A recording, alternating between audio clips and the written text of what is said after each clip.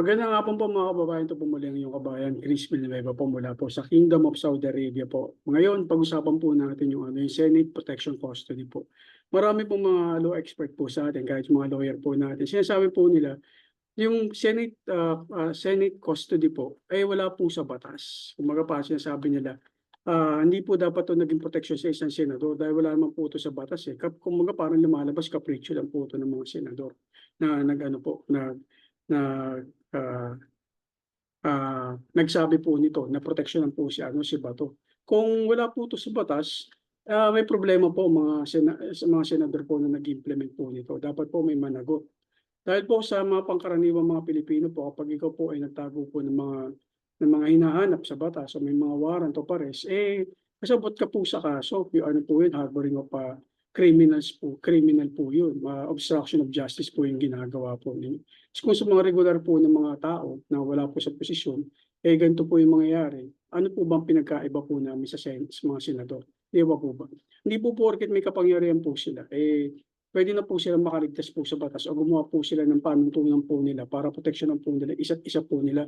Napaka-unfair po yung bilang po sa isang ordinaryong tao. Kung ano po dapat ng kay Juan ay dapat po ay kay Juan. Kung ano po yung kay Pedro, dapat hindi po pala kung ano dapat hindi po tayo kung ano yung kay Juan ay kay Pedro. O dapat po pareho po, parang ganun po eh. Kumbaga parang kung ano sabi nga po nila sa English, what is sauce for the ganda or sauce for the geese, parang ganun po. Parang ganun, I'm not sure, pero ganun po yung ano niya.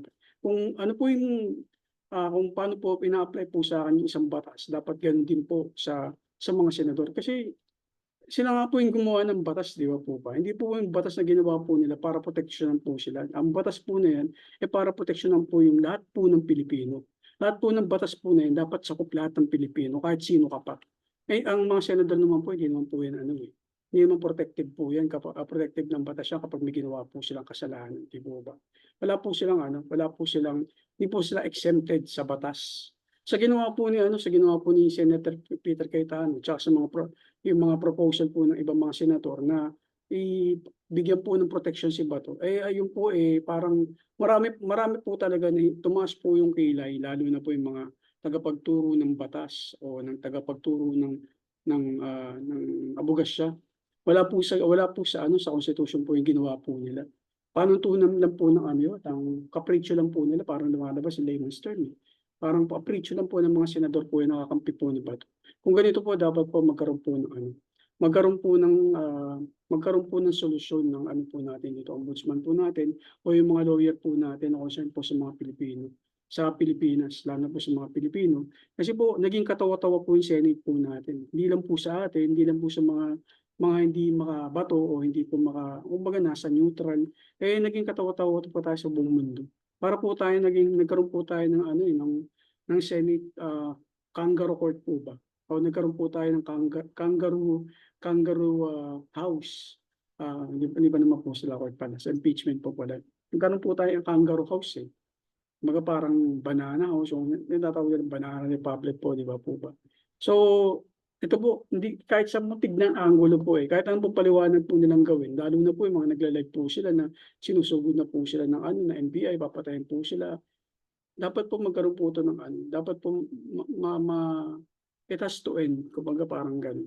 Kailangan po matuldukan po ito. Yung mga ganitong mga yung mga devious o mga evilness na ginagawa po ng mga Duterte po na po na to, ng mga senador po na to, dapat po matigil po ito. Hindi po po yan, hindi po ihinto yung mga yan hangga't hindi po napapatalsik po ang gobyerno po natin. Lalo na po ito si Senator Amy Marcos po, mapagsalita po sa kapatid niya sa gobyerno po natin. Pangulong Marcos, po, yung kapatid niya po, may tama na ho yata sa ulo po yan. Dapat po yan, magawa po ng paraan. Nakakasira po sa imahe po ng Pilipinas po. Nakakaya po talaga. Kaya maawa po kayo sa mga Pilipino, huwag po kayong maawa sa kapatid po ninyo.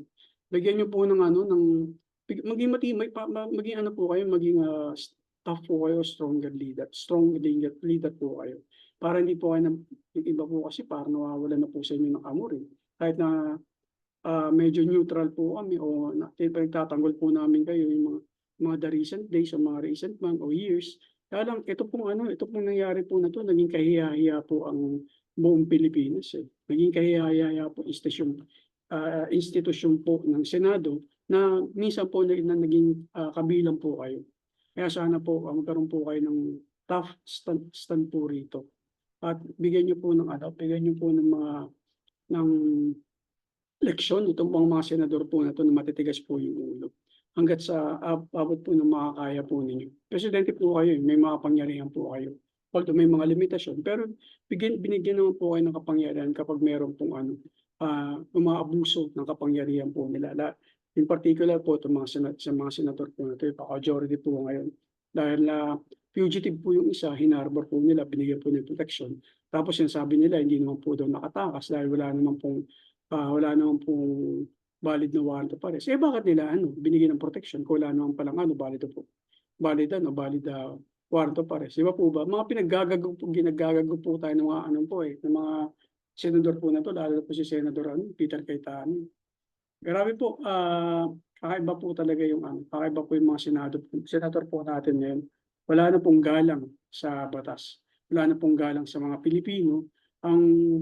Nandiyan po sila para po sa mga Duterte, hindi po para sa mga Pilipino. Kaya po yung lalo po si Robin Padilla po, dapat magkaroon po ito ng leksyon.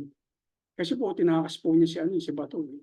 Di ba po ba? May warrant of arrest, senador ka, tapos hindi mo sinurrender sa batas.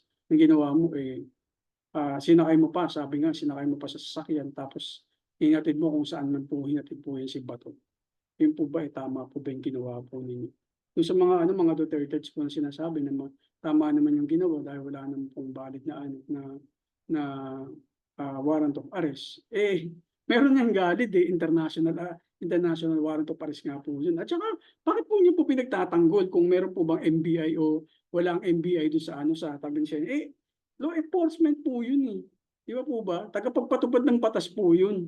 Bakit babarilin niyo po yung NBI? Kailangan po magkaputukan. Ay ba?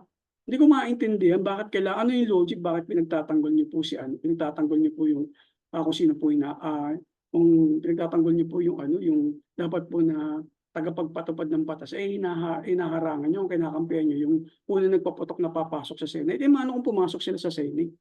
Di ba po ba? Yung kunyari, pumasok ka sa Senate dahil mayroong kang warrant, may sisilbing kang warrant of arrest. Legal po yun . Kaya po ba, hindi yung mga sergeant at arms o yung mga security po diyan sa Senate, bakit po sila magpapaputok? Ano po ba sila? Private army po ba sila ng mga senator? Paswelduhan po sila ng gobyerno . Dapat po hindi po sila gano'n. Dapat hindi ganun mentality. May tama ho sa ulo. Yung mga security po na yan. To protect sa mga senator. Hindi naman po papatayin po yung mga senador . May aarestuhin kung meron man po kung may pinag-utos man po aarestuhin. Di ba po ba?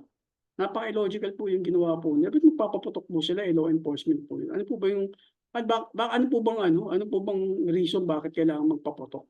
Di ba po ba? Hindi naman po makikipag-away po yung mga NBI. May aarestuhin po sila kung inutusan man po sila na may aarestuhin po sila. So kung may NBI po doon, anong diferensya po? Pwede mo po mag-usap kasi police naman po kayo, mga security naman po kayo. Mas mataas po sila kaysa sa inyo. Kung security lang po kayo ng Senate. Kayo bilang security ng Senate, tagapagpatupad tayong kaayusan doon. Di ba po ba? Ang ginawa nyo, hinarang nyo yung law enforcement . Meron po kayong parang something is off sa ginawa po ninyo. Hindi po kayo private army ng mga senator o private security. Diba? Yung mga nagtatanggol po ng mga tanga-tanga ng yung mga bulag po talaga ng mga kulto. Hindi ko maintindihan bakit kailangan pagtanggol . Kaya po ba? Ang hirap po talaga makapagtalo po sa taong tanga. Bulag po talaga napakabulag po sa pagiging kulto po nila. Lamang po, maraming salamat po. Nainis lang po talaga ako dun sa nangyari pagpapakawala kay Bato . Na binaboy po nila ang institusyon po ng Senado po natin. Ang Senado po naman, institusyon ng Senado, yan po yung pangatlo sa pinakamataas na posisyon sa gobyerno. The usual po, dyan po tayo kumukuha ng presidente ng Pilipinas. Tingnan niyo naman po yung nangyari po sa Pilipinas po ngayon. Ilang araw na po tayo pinagtatawanan ng buong mundo.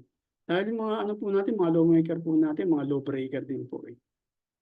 Nakakaawa po yung Pilipinas. Kaya ito po nangyari sa Pilipinas hindi lang po 'to ano, hindi lang po 'to, ah, dahil po sa merong, crisis sa Middle East, hindi po, gawa rin po 'to ng mga ano natin, ng mga 'yan, in particular po yung mga posisyon po na gawa po nila ano, Duterte. Simula po nang maghiwalay po yung ano na 'yan o simula po ng maupo po ang Duterte, talagang sa kapangyarihan po, talagang gagawin po nila para sirain po talaga ang buong bansa. Wala po silang hindi po nila pinatahimik ang gobyerno po natin hangga't hindi po napapaalis po. Sana po, yun po yung tignan po natin. At sana ang ating pangulo po, tanggalin niyo na po si John Vic at saka po yung PNP chief po ninyo. Wala pong kakuwenta-kuwenta. Lahat po ng mga fugitive po, mga fugitive po ng bansa po natin, wala, nakaano, si Atong Ang, ayan, si Bato, si Bantag, na ano po, nakakawala po sila, yung mga mamamatay tao po tsaka yung, yung talagang, mga sindikato pong yun. Ano po magawan po niyo ng paraan dahil kung aasahan lang po natin yung PNP, GIG po natin, wala pong mangyayari. Buti pa po nung panahon po ni ano, ni ni Torre po, tsaka ni Abalos po, talagang nagampanan po nila yung tungkulin po nila, malalaking tao po talaga yung pinaghuhuli po nila. Di po sila natakot dahil pinatupad na po nila yung batas. Sana gano'n po i-consider niyo po, mahal na Pangulo. Dahil ito po yung nagda-drag po sa inyo pababa. Imbes na maayos na po yung image niyo, dina-drag po kayo ng pababa ng mga taong ito. Yan hanggang yung napaaresto niyo po si Duterte. Ang dami na pong humanga po sa inyo nun kasi malaking tao po yun. After po that, wala na po kayong paaresto. Sorry po, mahal na Pangulo, pero sana po maging mas matibay po, mas matapang po kayo. Para naman po maiwanan niyo yung magandang legacy po niyo. Otherwise, siyempre patapos na rin po kayo. Ang baka maiwan po sa inyo, yung sinasabi nga po ng kapatid po ninyo na adik po kayo, parang wala po kayong kwentang Pangulo, dapat palitan po kayo. Parang gano'n po yung pinalalabas po niyo. Sige po, magandang hapon po sa mga kababayan ko pong, sumusubaybay na po sa akin yung kahit papaano po meron na po akong, dumadagdag po na busy. Pasensya na po kayo na medyo natigil po ako ng ilang buwan po, mga siguro kalahating taon din po. Busy po sa trabaho. Maraming salamat po. Ito po muli yung kabayan po, Chris Villanueva po mula po sa Kingdom of Saudi Arabia po. Magandang hapon po at ingat po tayo. Peace.